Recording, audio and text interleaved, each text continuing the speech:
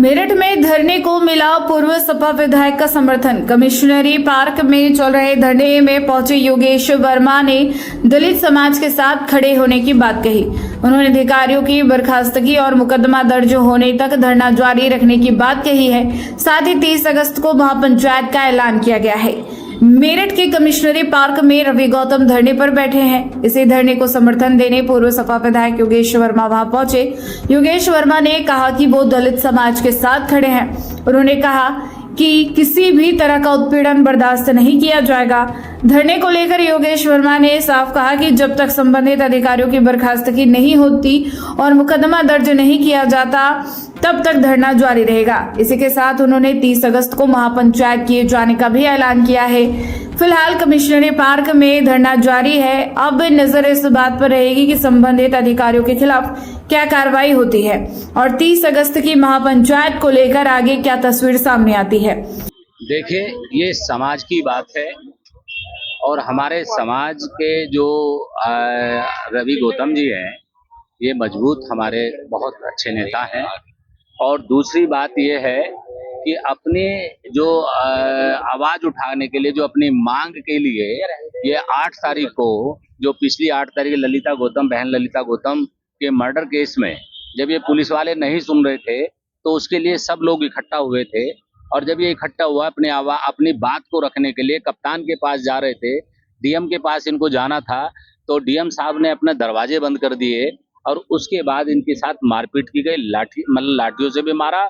और उसके बाद रवि गौतम भाई को गाड़ी में बैठाकर 5-6 आदमी को इन्होंने गाड़ी में बिठाया था, लेकिन इनको बुरी तरीके से मारा, एक खुन्नस की तरह। भाई, इस तरीके से तो नहीं होता है।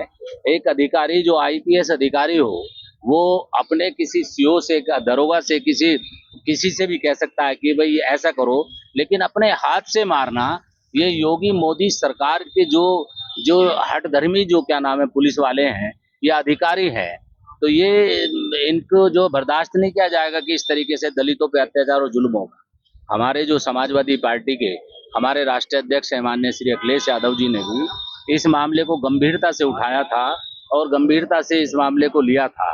और यहाँ से कुछ लोग गए भी थे उनसे मिलने के लिए और न्याय के लिए उन्होंने उस आवाज को उठाने का काम भी किया है।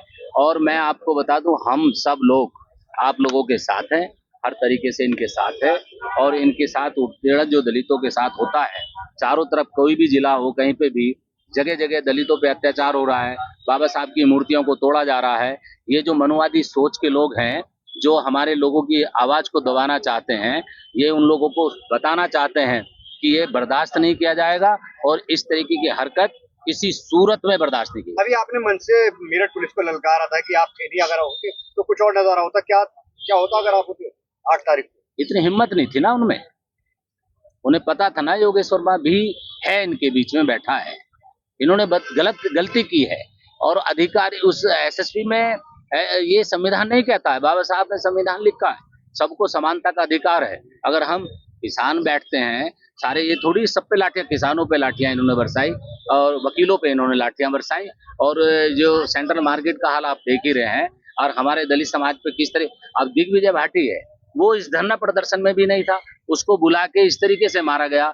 एक मोहित जाटव है, हमारे समाज से ही है, उनको भी बुरी तरीके से पीटा गया। अपने कार्यालय में बिठा के पीटना, दलित समाज का मनोबल डाउन करना चाहते हैं, ओबीसी समाज का मनोबल डाउन करना चाहते हैं।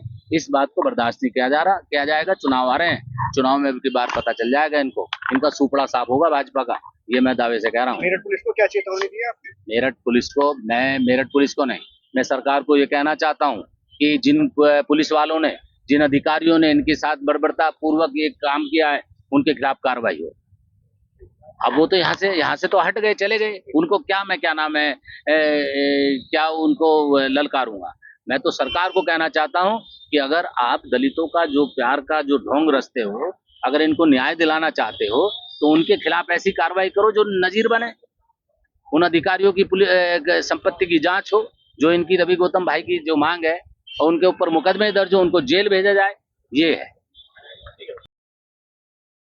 और 30 तारीख को क्या आपने आह्वान? देखिए, 30 तारीख को हमने महापंचायत बुलाई है। 1 महीने से ज्यादा हो गया, सरकार से बात कर दी दलितों को न्याय देने की। आनन फानन में एसपी एसएसपी महोदय को यहाँ से हटाया गया। न्याय के नाम पर वो उठ के मुंह में जीरा। अगर हटाने था तो 24 घंटे में हटाते, आज क्यों हटाया? इसलिए कि चुनाव आ रहे हैं, दलित सिर्फ तुम्हारी वोट के लिए इस्तेमाल बनेगा। अगर मुसलमान से कोई विवाद हो जाए तो हिंदू, उसके बाद वो दलित, तो ये दोहरी राजनीति नहीं चलेगी। हमारी जो स्पष्ट मांगे हैं, जो एसएसपी, एसपी देहात, सौम्या थाना सीओ, इंस्पेक्टर सौरभ शुक्ला, तमाम वो पुलिसकर्मी जिन्होंने वहाँ निहत्थे लोगों को मारा, जो न्याय की बात कर रहे थे, उन सबका मुकदमा दर्ज हो, SC ST एक्ट का, उनको निलंबित किया जाए, उनकी आय की संपत्ति जांच हो। क्योंकि जो ललिता बहन गौतम थी, उसके परिवार वालों ने बताया कि सौम्या थाना ने एसपी देहात और एसपी से मिलकर 10 लाख रुपए लेने का प्रयास किया था, इसलिए वो तीसरा जो व्यक्ति था वो गिरफ्तार नहीं किया गया। फिर बाद में क्यों गिरफ्तार किया गया? जब इतना बड़ा मामला हो गया तो दलित थाने में पिटे, खेत खलिहान में पिटे, और न्याय मांगने जाए तो फिर वो एसपी कार्यालय में पिटे। तो जब तक ये हमारी मांगे पूरी नहीं होंगी, जो 8 तारीख को लोग आंदोलन कर रहे थे, उनके मुकदमे वापस नहीं होंगे, तब तक ये धरना अनिश्चितकालीन चलता रहेगा। और 30 तारीख को मैं अपना परिवार को बुला रहा हूँ। मेरा दर्द है, मैं परेशान हूँ कि लगातार मुझे यातनाएं दी जा रही हैं। यहाँ भी मैंने डीएम साहब से कहा कि लेटर दे करके यहाँ शौचालय दीजिए, जो मेरे अधिकार हैं, पानी दीजिए, यहाँ पर जो है बिजली की व्यवस्था कीजिए, कुछ भी नहीं की गई। वो इसलिए क्योंकि ये दलित है। कोई और धरना देता तो शायद ये सुविधा नहीं मिलती। जितना दोष अविनाश पांडे का है, उससे कहीं ज्यादा डीएम का है, जो आज भी यहाँ मौजूद है। पहले भी वो डीएम आंदोलनकारियों गेट से रोका गया और आज भी आंदोलन करने से रोका जा रहा है बार बार हमें, इसलिए जिससे कि हम दलित हैं। क्या दलितों को जीने का अधिकार नहीं है? संविधान में कसम खाते हैं हम भारत के लोग, क्या उस भारत का हम हिस्सा नहीं है? कब तक हमें ऐसे मारा जाएगा? तो या तो हम कमिश्नरी में हमारी लाश जाएगी, या हम अपने समाज का मान सम्मान लेकर जाएंगे। अब ये सरकार तय करे कि हमें मारना चाहती है, चाहे गोली चलाए, डंडे चलाए, बुलडोजर चलाए, हम तैयार हैं। और मैं तो कहता हूँ कि अविनाश पांडे को यहाँ से हटाना नहीं चाहेगा था, वो तो जनरल डायर है, हम पे गोली चलवाते, हम तैयार है मरने के लिए। जब तक न्याय नहीं मिलेगा, अंतिम सांस तक हम लोग लड़ेंगे। मैं बाबा साहब के चरणों में नमन करता हूँ। साथियों, ये मेरठ की जो घटना है पूरे देश ने देखा है। पुलिस की गुंडाई, बर्बरता पूर्वक उन्होंने जो कार्रवाई की है, ये संविधान नहीं कहता है। एक पुलिस का बड़ा अधिकारी और पुलिस अभिरक्षा में, यानी कि ब्रज गाड़ी में घुसकर और दलितों को अपमानित करते हुए बहुत बुरी तरीके से मारपीट करते हैं, वो पूरे देश ने देखा है। लेकिन उसके बाद जो रवि भाई ने, रवि गौतम जी, इन्होंने जो बताया है कि अकेले में उन्होंने जो बर्बरता की थी, उन्होंने जो बुरी तरीके से मारा, यातनाएं दी, वो भी बहुत गलत किया है और पूरे देश ने देखा है। उनके ऊपर कार्रवाई होनी चाहिए और अनिश्चितकालीन ये धरना है। और मैं ये कहना चाहता हूँ तमाम लोगों से कि इस धरने का कोई डिसीजन निकलना चाहिए। 30 तारीख को फैसला हो जाना चाहिए। पुलिस वालों के खिलाफ कार्रवाई, वैसे तो मुझे पता चला है कि ये सस्पेंड कर दिया है पुलिस लाइन का जो इंस्पेक्टर था, लेकिन वो भाटी, जो दिग्विजय भाटी है और मोहित जाटव, उनके ऊपर उन्होंने जो SSP ने अपने ऑफिस में बुलाकर जो कार्रवाई कराई है, मारपीट की है, बुरी तरीके से पीटा है, ये कानून नहीं कहता है। कानून की किस किताब में लिखा है कि पुलिस का बड़ा अधिकारी जो उससे फरियाद लेके जाएगा तो उसको बुरी तरीके से मारा जाएगा? कोई धरना प्रदर्शन नहीं कर सकता, विपक्ष अपनी आवाज को नहीं उठा सकता। कहीं पे यहाँ पे बैठे उस दिन रवि गौतम और पूरी टीम, पूरे दलित समाज के लोग, काफी लोग यहाँ ललिता गौतम, बहन ललिता गौतम मर्डर केस के लिए, न्याय के लिए सब बैठे थे। उनको मारपीट, उनके साथ मारपीट, भाई ये बर्दाश्त करने लायक बात नहीं है। हम सब आप लोगों के साथ हैं, इस धरने के साथ हैं।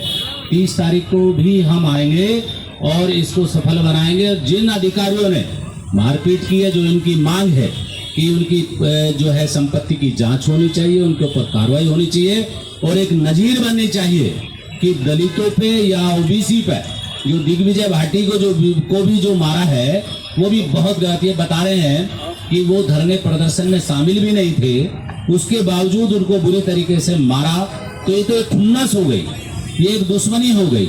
ये सरकार जो चल रही है, मोदी जी की या योगी जी की जो सरकार चल रही है, जब ये विपक्ष अपनी आवाज उठाता है तो उसके साथ वो मारपीट करके उनका मुंह बंद करना चाहते हैं, उनकी आवाज को बंद करना चाहते हैं।